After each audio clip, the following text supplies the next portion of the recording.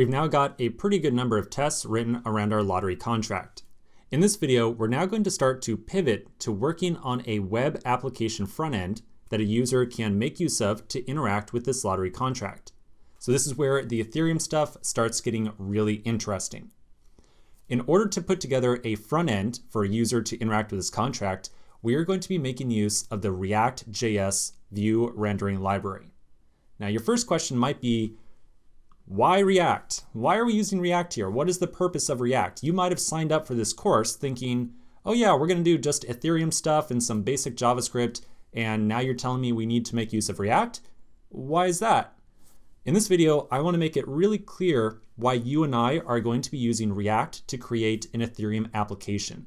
And I think that in the end, you will agree with me that React is a very, very good technology to use with Ethereum. We're going to first start off by talking about the architecture around a traditional application. So a traditional web application that does not use Ethereum at all. So here is some very traditional architecture that you will see in the vast majority of web applications that exist in the wild right now. We might have some server. A user can access this server, and the server will respond with an HTML document and maybe some JavaScript assets. The user will then mess around with the application, and eventually they will want to modify the data that exists inside the application. Maybe they want to click on a button that says, I want to add a new to-do, or whatever it is. They want to modify some amount of data. So when a user clicks on that button, that will traditionally send some type of request to our server, and we will create a new to-do inside of some persistent database. So that whenever a user comes back to our application again in the future, they'll see a new to-do added on their to-do list. So the entire idea here is that anytime we want to write data to a traditional application, we will always send off a request to some server, and that data will be written to some database. And it does not matter if writing this data or sending this data to the server takes the form of a classic HTML form submittal or takes the form of an AJAX request. No matter what, it always gets sent to the server, and that data is persisted to the database. So with this traditional architecture, everything revolves around this server that you and I would put together. So let's now talk about how the Ethereum world takes this approach right here and really turns it on its head. All right, so here's a very similar diagram, but with a couple little changes to it. So with an Ethereum sort of architecture, we can certainly still have a server, but its role is dramatically diminished. The server does far less work than it did in the past. In this sort of world, our server can still send a HTML document and some JavaScript assets down to the browser. The user might interact with our application in some fashion, and then at some point in time, they'll click on, say, a button. And that button is intended to change the data that is related to our contract. Maybe they want to enter into a lottery, or they want to add a new to-do to a to-do list, or they want to create a new blog post, whatever it might be. In the Ethereum world, whenever a user tries to change some data, they do not reach back out to our server. The server is not at all involved in that process. Instead, the Ethereum application running inside the browser will make use of Web3, which communicates with MetaMask. MetaMask creates a transaction, signs it with the user's private key, and sends that transaction to the Ethereum network. The very important and critical thing to understand here is that the only way for a user to change data is through the use of their public and private keys.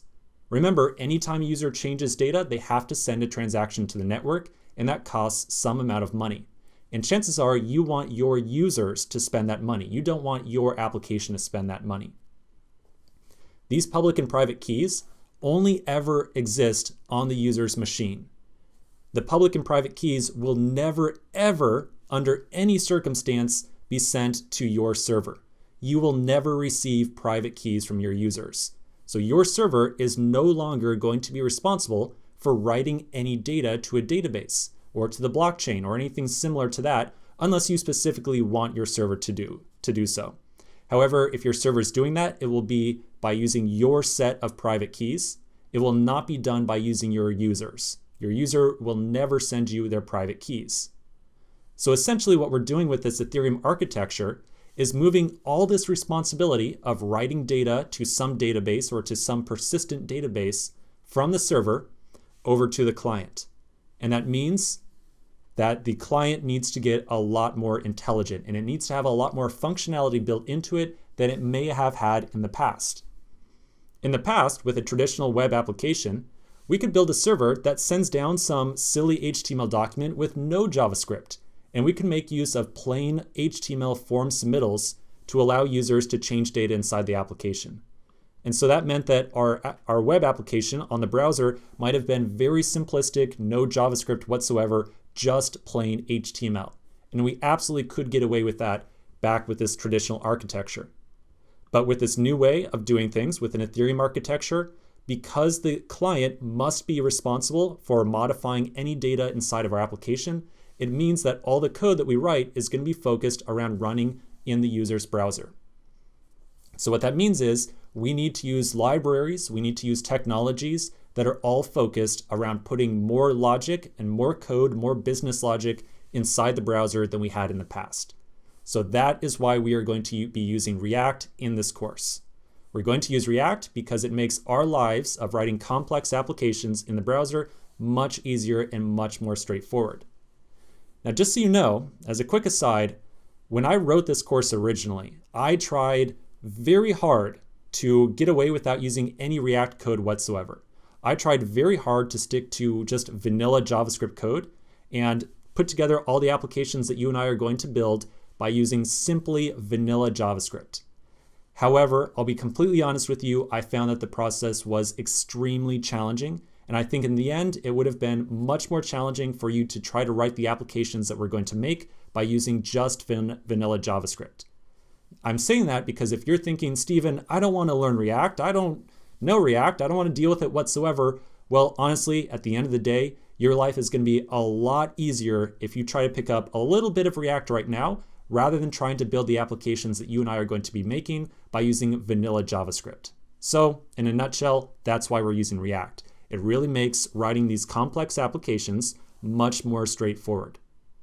Now, having said that, you might be sitting there thinking, okay, fine, I get it, we're going to use React, I understand, but I don't know it. I don't know React at all. Well, don't worry, I got you covered in this course.